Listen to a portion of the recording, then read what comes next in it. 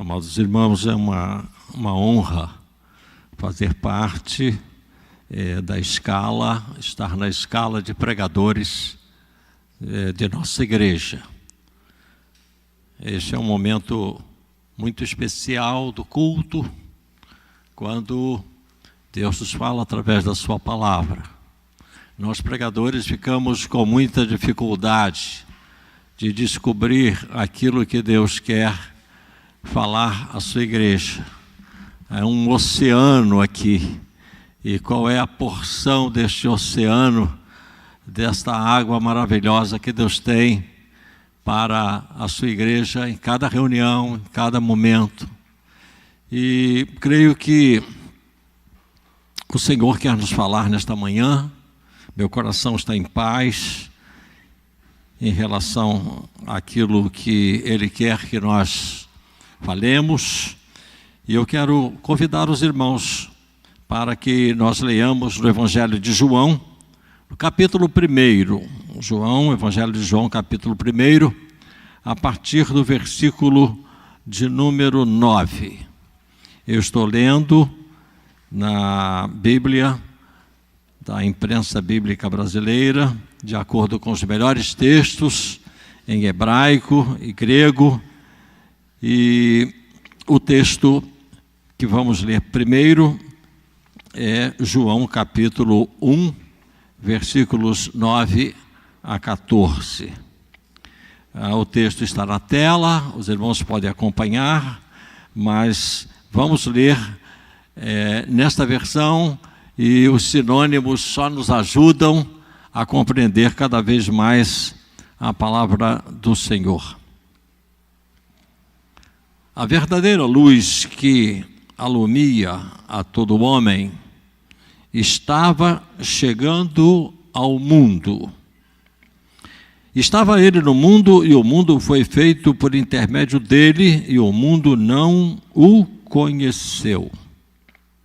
Veio para o que era seu, e os seus não o receberam. Mas a todos quantos o receberam,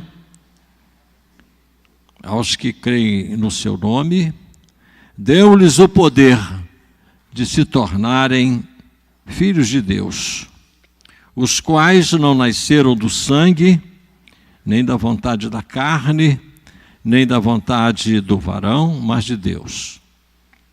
O segundo texto que vamos ler, versículo 14: e o Verbo se fez carne e habitou entre nós, cheio de graça e de verdade, e vimos a sua glória como a glória do unigênito do Pai.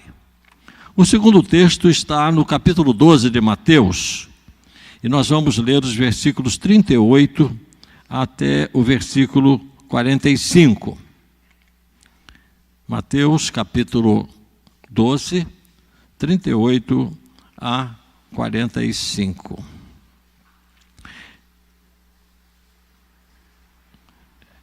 Então alguns dos escribas e dos fariseus, tomando a palavra, disseram: Mestre, queremos ver da tua parte algum sinal. Mas ele lhes respondeu: uma nação, uma geração má e adúltera pede um sinal, e nenhum sinal se lhe dará, senão o do profeta Jonas. Pois como Jonas esteve 3 dias e 3 noites no ventre do grande peixe, assim estará o Filho do Homem 3 dias e 3 noites no seio da terra. Os ninivitas se levantarão no juízo com esta geração e a condenarão, porque se arrependeram com a pregação de Jonas. E eis aqui quem é maior do que Jonas. A rainha do sul se levantará no juízo com esta geração e a condenará, porque veio dos confins da terra para ouvir a sabedoria de Salomão. E eis aqui quem é maior do que Salomão. Ora, havendo o espírito imundo saído do homem, anda por lugares áridos, buscando repouso, e não o encontra. Então diz: voltarei para minha casa, de onde saí. E chegando, acha desocupada, varrida e adornada. Então vai e leva consigo outros 7 espíritos piores do que ele. Entrando, habitam ali, e o último estado desse homem vem a ser pior do que o primeiro. Assim há de acontecer também a esta geração perversa.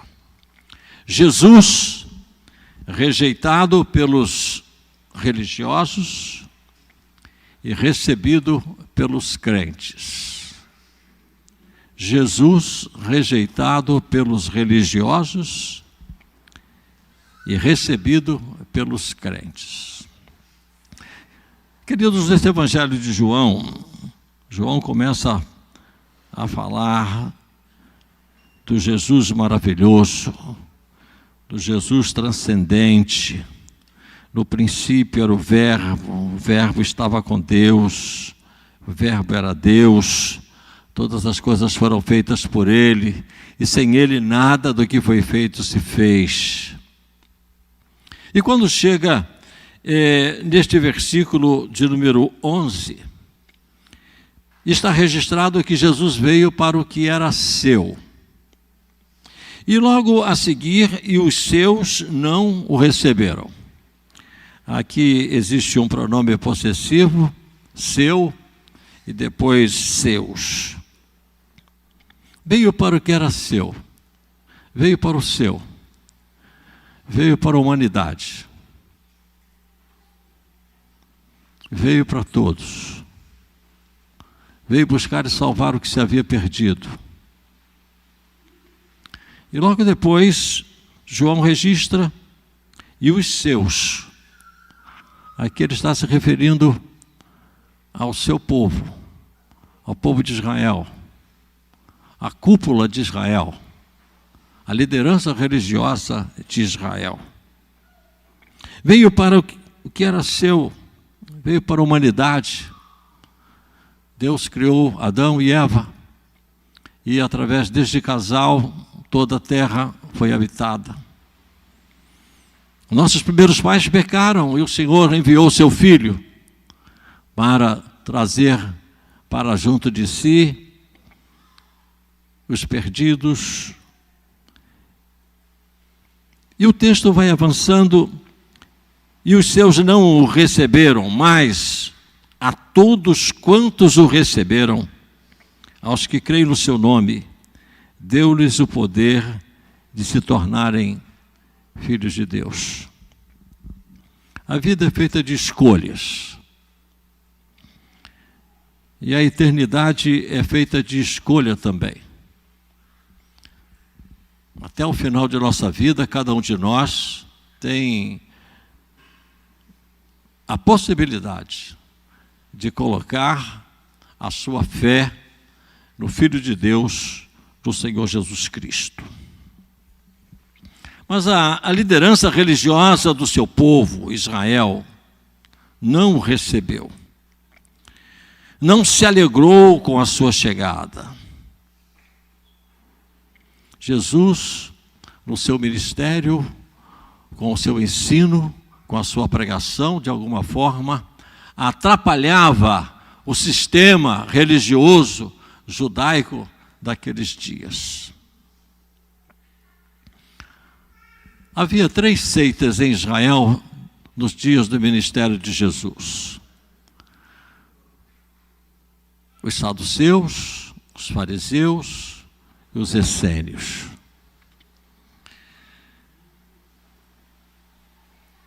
Os fariseus formavam aquela seita judaica, rigorosa, que queria que tudo acontecesse de forma muito precisa, muito exigentes. Eles era o lado espiritual do judaísmo. Eles criam em anjos, criam em ressurreição, criam na vida futura. Já os saduceus, eles não criam na ressurreição, eles eram mais materialistas, e os essênios, que se localizaram mais lá para o lado do Mar Morto, em Qumran. Essas três seitas, elas estiveram bem presentes no ministério de Jesus. O texto nos diz aqui em Mateus capítulo 12, que, versículo 38, então alguns dos escribas e dos fariseus, tomando a palavra, disseram: Mestre, queremos ver da tua parte algum sinal. Quem eram esses escribas? Eram aqueles que copiavam a palavra, mas eram também mestres da palavra, que ensinavam o povo na palavra. Esdras, lá no Velho Testamento, era um escriba. É aquele que escreveu para Paulo a carta aos Romanos, Tércio, era um escriba. Mas além deles serem copistas, além deles copiarem a palavra de Deus, os manuscritos, eles eram professores também da Bíblia, professores da Torá. O texto fala sobre os fariseus. E escribas, fariseus, saduceus, eles estiveram durante todo o ministério de Jesus, conferindo as suas palavras, criando situações embaraçosas, não crendo naquilo que Jesus ensinava e não crendo nos sinais que ele operava. Vejam, por exemplo, nesse capítulo 22, que quando os discípulos com fome colheram espigas e começaram a comer, eles foram criticados pelos fariseus, porque estavam colhendo espigas para satisfazer a fome no dia de sábado. E Jesus contra-argumenta, e Jesus, seu argumento é forte, cita o Velho Testamento, e eles nada respondem a Jesus, porque a argumentação de Jesus era muito forte, muito pertinente. Nós vamos ver que aqui nesse texto, quando o Senhor Jesus, ele cura um homem que tinha uma das suas mãos ressequidas, seca. Aqui está o texto dizendo: trouxeram-lhe então um endemoniado, cego e mudo, e ele o curou, de modo que o mudo falava e via, e toda a multidão maravilhada dizia: é este porventura o filho de Davi? Mas os fariseus, ouvindo isso, disseram: este não expulsa os demônios, senão por Belzebu, príncipe dos demônios. Então aqui estão os fariseus, não aceitando aquele milagre extraordinário que Jesus havia feito, negando esta evidência e dizendo que Jesus operava não pelo poder de Deus, mas pelo poder de Belzebu, o príncipe dos demônios. E o Senhor então fala sobre o grande perigo de resistir à ação do Espírito Santo. Fala sobre o pecado que não tem perdão. Mas nesse capítulo 22 ainda, nós vamos encontrar estes escribas e fariseus, depois de verem tantas maravilhas operadas pelo Senhor, vidas sendo libertas dos demônios, os enfermos sendo curados, famintos sendo alimentados pelo poder de Jesus de multiplicar os pães e os peixes.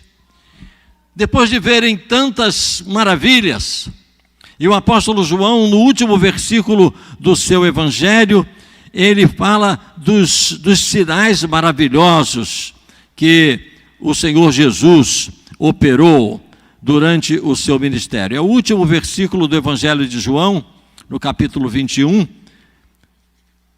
Nós lemos essas palavras registradas pelo evangelista, E ele diz assim: e ainda muitas outras coisas há que Jesus fez, as quais, se fossem escritas uma por uma, creio que nem ainda no mundo inteiro caberiam os livros que se escrevessem. Mas os escribas e fariseus querem mais sinais, mais evidências. E nesse capítulo 22, o Senhor Jesus Cristo, ele diz que nenhum sinal ele iria fazer. E que o sinal que eles teriam seria o sinal do profeta Jonas. O sinal de que, assim como Jonas esteve durante 3 dias na barriga, no ventre do grande peixe, e depois aquele animal o vomitou à beira-mar, e ele pôde pregar a cidade de Nínive. Jonas, que estava como morto durante 3 dias no ventre do grande peixe, experimentou uma verdadeira ressurreição. Jesus aponta que o grande sinal que ele iria operar, que iria acontecer, que eles iriam ver, seria a sua ressurreição. E aqui, neste grupo de versículos do capítulo 22, nós encontramos o que Jesus pensava do sistema religioso judaico de seus dias. No versículo 39, ele diz o seguinte: uma geração má e adúltera pede um sinal. No versículo de número 45, Jesus fala que uma geração perversa. Essa era a situação de Israel naqueles dias.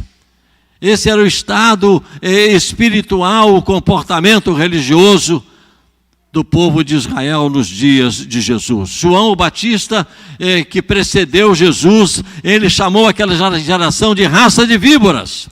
Escribas e fariseus, raças de víboras. Quem vos impediu? Quem vos despertou em relação à ira futura? O que aconteceu com Jonas era uma figura do que iria acontecer com o Senhor Jesus. Jonas pregou aos gentios, aos ninivitas, e eles se arrependeram. Jonas era filho de Amitai. Jesus era filho de Deus. E Jesus diz: aqui está algo mais do que Jonas. Jesus confirmou o Velho Testamento. Jesus ratificou o livro de Jonas, este profeta, na vida do povo de Israel. Logo a seguir, o Senhor Jesus faz referência à rainha de Sabá, que creu no que ela tinha ouvido sobre a sabedoria de Salomão. E não apenas creu, mas ela saiu com uma grande comitiva lá do sul de Israel, lá perto do Mar Vermelho, e veio viajando até Jerusalém.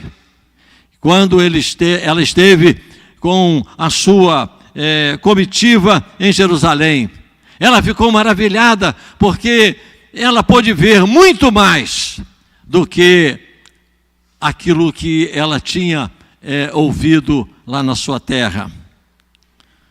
Salomão foi filho de Davi, mas Jesus, filho de Deus.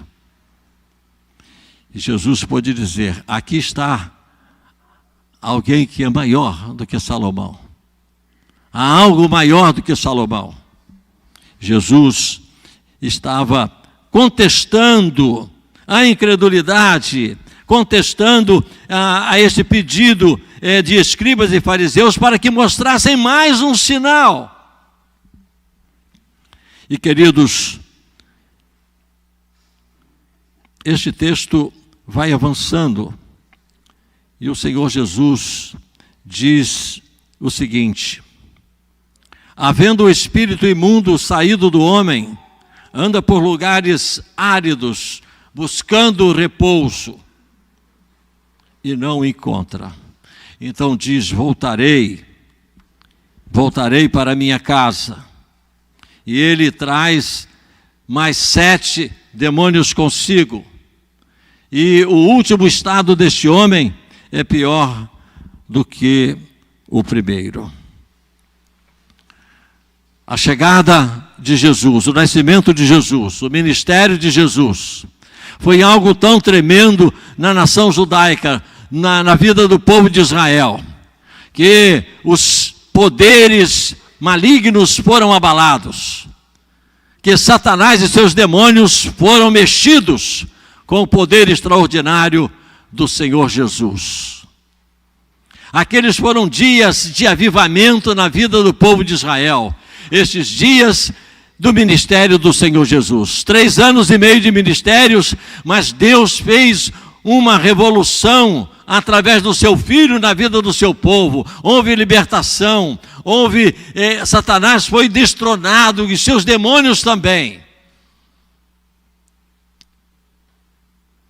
Mas o Senhor Jesus estava dizendo que o povo de Israel, que estava recebendo aquela visitação de Deus através dele, o Filho, o Messias, o prometido, poderia experimentar uma situação muito difícil se não nele cresce, se não cresce nele, se não o aceitasse como o Senhor e o seu Salvador.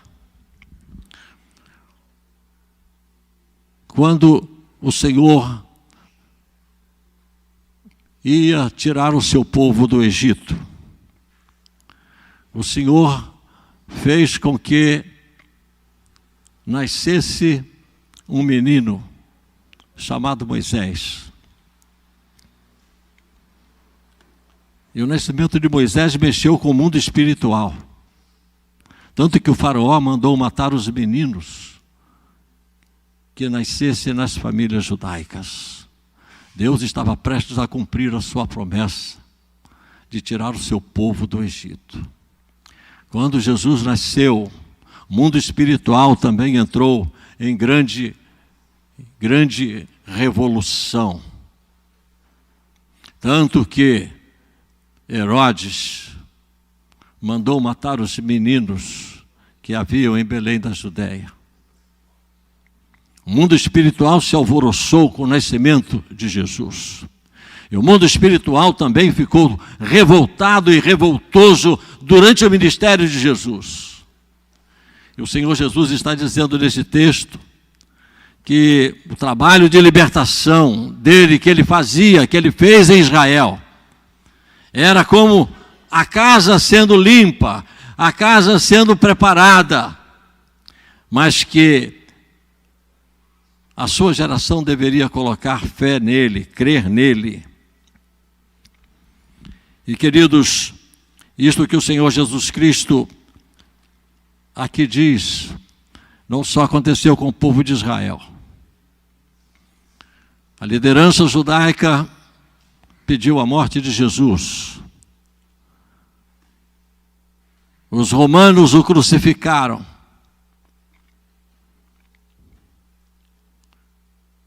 Mais ou menos 40 anos após a crucificação de Jesus, o povo de Israel se revoltou contra o Império Romano. Roma mandou os seus exércitos para lá. Os muros de Jerusalém foram derrubados. Milhares e milhares foram mortos à espada. Milhares e milhares foram crucificados, de maneira que houve falta de madeira em Jerusalém para se fazer cruzes para crucificar os judeus. Os judeus foram espalhados no ano 70 por toda a terra, por todos os países vizinhos. E do ano 70 até 1948, Israel foi apenas um povo, mas em 1948 Israel voltou a ser uma nação, porque Deus lhe permitiu voltar para a sua terra. Vejam, queridos, quantos séculos Israel esteve espalhado por toda a terra.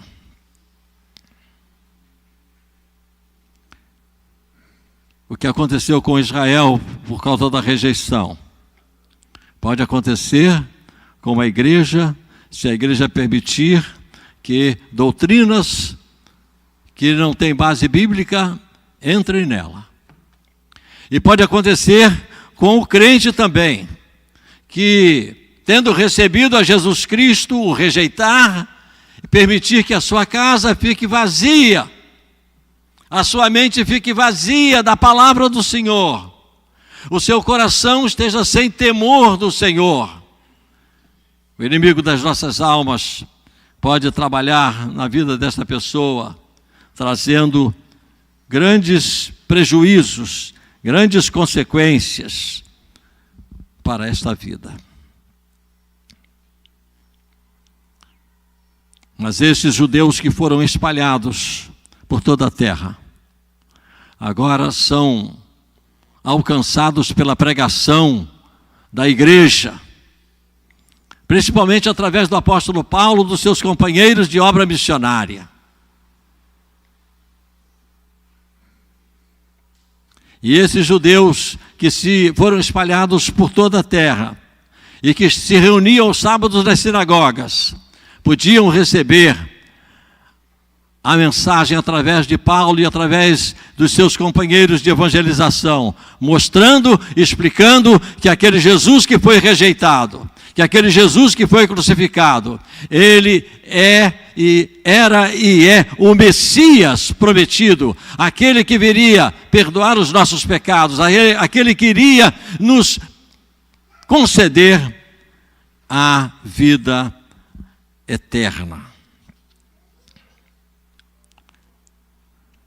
Esse texto em que Jesus diz que, havendo o espírito imundo saído do homem, anda por lugares áridos, buscando repouso e não encontra, então diz: voltarei para minha casa, de onde saí, e chegando acha-a desocupada, varrida e adornada, então vai e leva consigo outros 7 espíritos piores do que ele, e entrando, habitam ali, e o último estado desse homem vem a ser pior do que o primeiro. Assim há de acontecer também a esta geração perversa. Foi isso que aconteceu com o povo de Israel.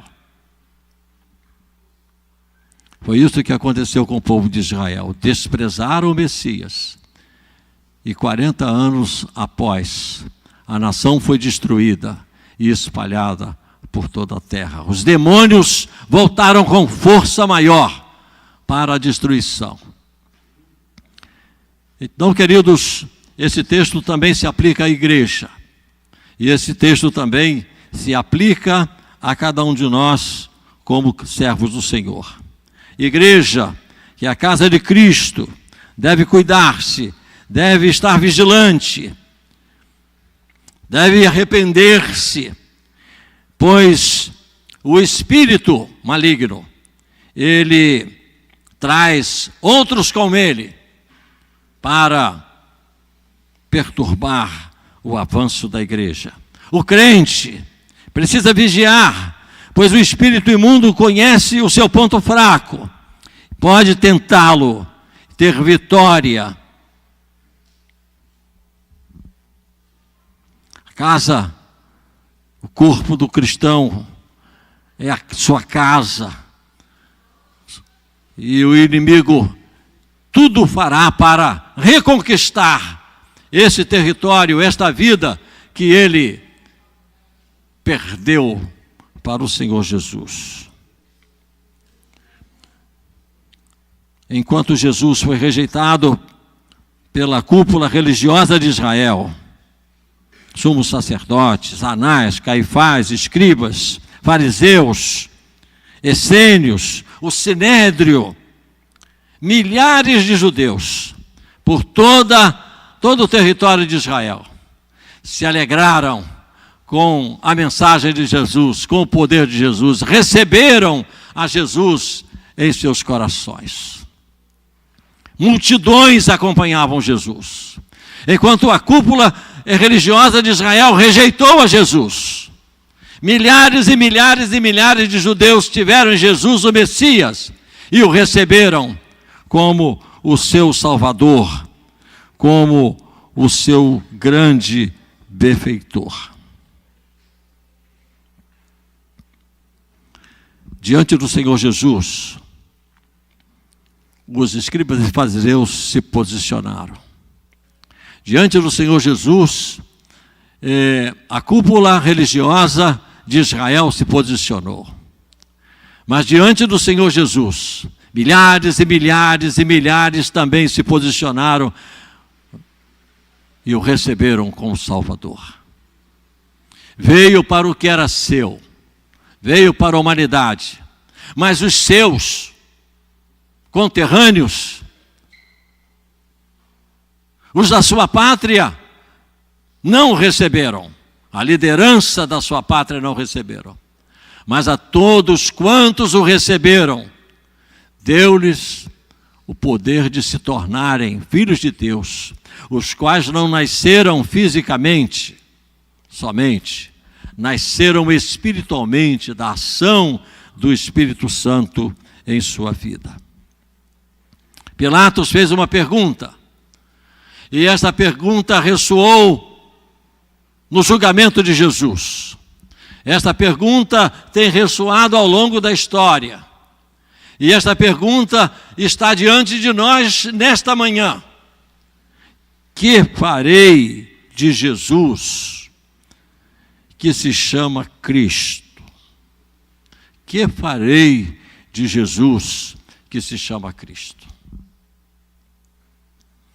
O coração que tem estado endurecido, rejeitando Jesus até agora, tem a oportunidade de mudar. Tem a oportunidade de se render. Tem a oportunidade de se entregar. Recebê-lo ou rejeitá-lo. A liderança de Israel rejeitou Jesus. Milhares e milhares de judeus dos seus dias o receberam, e os gentios também. E a mesma mensagem está diante de nós hoje. A mesma mensagem está diante da sociedade, diante do Brasil, diante do mundo. Que farei de Jesus, que se chama Cristo? Diante de Jesus, ninguém se porta de uma maneira neutra. O nosso silêncio já é uma expressão de vontade. Louvamos a Deus, porque diante desta mensagem do Evangelho, nosso coração foi tocado, nossa vida foi tocada, nossa vida foi transformada. Nós somos novas criaturas em Cristo Jesus. A casa que foi ocupada de alguma forma pelo inimigo, esta casa passou a ter um novo Senhor. E o Senhor, pelo Espírito Santo, encheu a nossa vida. E a palavra de Deus tem também estado na nossa mente, no nosso coração, como recomenda a palavra: habite abundantemente a palavra de Cristo em vossos corações. E nós temos caminhado com Jesus para que Satanás não tenha nenhuma brecha para voltar em nenhuma situação da nossa vida, para que nós possamos glorificar a Jesus, nós que o recebemos como nosso Senhor e o nosso Salvador. Jesus, rejeitado pelos religiosos dos seus dias, aceito pelos crentes. Diante desta palavra do Senhor, uns rejeitam, milhares recebem. Estejamos nós firmes do lado do Senhor Jesus, pregando a sua mensagem, testemunhando dele, em todas as circunstâncias, em todos os momentos, levando esta mensagem de perdão e salvação. Nesta semana, eu entreguei um folheto para uma senhora ali na Rua do Catete, e ela não quis receber. Disse: ok, mas dezenas têm recebido esta mensagem. Na farmácia, no meio da rua, os porteiros, as caixas de correio, estamos semeando a mensagem. E a semente cai em boa terra, e essa semente dá fruto, E nós vamos expandindo, fazendo crescer o reino de Deus. E é isso que o Senhor deseja, que nós que o recebemos, que nós que o amamos, que nós que já afirmamos a nossa fé nele, possamos levar o seu evangelho, enquanto nós tivermos condições de fazer isto aqui no Brasil. Amém, queridos? Pastor.